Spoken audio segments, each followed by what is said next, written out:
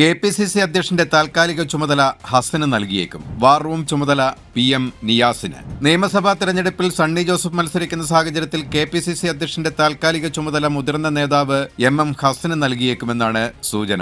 തെരഞ്ഞെടുപ്പ് വാർ റൂമിന്റെ ചുമതല KPCC ജനറൽ സെക്രട്ടറി PM നിയാസിനും ആയിരിക്കും. സണ്ണി ജോസഫും സംഘടനാ ചുമതലയുള്ള ജനറൽ സെക്രട്ടറി നെയ്യാറ്റിൻകര സനലും മത്സരിക്കുന്ന സാഹചര്യത്തിൽ KPCC അധ്യക്ഷന്റെ താൽക്കാലിക ചുമതല ആർക്ക് നൽകണമെന്നതിനെ സംബന്ധിച്ച് കഴിഞ്ഞ ദിവസങ്ങളിൽ കോൺഗ്രസ് നേതാക്കൾക്കിടയിൽ ചർച്ച നടന്നിരുന്നു. 4 MPമാരുടെ പേരുകളായിരുന്നു ആദ്യഘട്ടത്തിൽ ചർച്ചയിൽ ഉണ്ടായിരുന്നത്. കൊടിക്കുന്നിൽ സുരേഷ്, ആന്റോ ആന്റണി, ബെന്നി ബെഹനാൻ, ഷാഫി പറമ്പിൽ എന്നിവരുടെ പേരുകളാണ് സജീവമായി ചർച്ച ചെയ്തത്. എന്നാൽ മുഴുവൻ സമയവും KPCC ആസ്ഥാനം കേന്ദ്രീകരിച്ച് പ്രവർത്തിക്കുന്ന നേതാവിനെ പ്രസിഡന്റാക്കുന്നതാണ് ഉചിതമെന്ന അഭിപ്രായം പാർട്ടിയിൽ ഉയർന്നിരുന്നു. ഇതേ തുടർന്നാണ് MM ഹസന് താൽക്കാലിക ചുമതല നൽകാൻ ആലോചിക്കുന്നത്. മല്ലികാർജ്ജുൻ ഖാർഗെയുടെ അനുമതിയോടെ 2-3 ദിവസത്തിനുള്ളിൽ പ്രഖ്യാപനം ഉണ്ടാകുമെന്നാണ് സൂചന.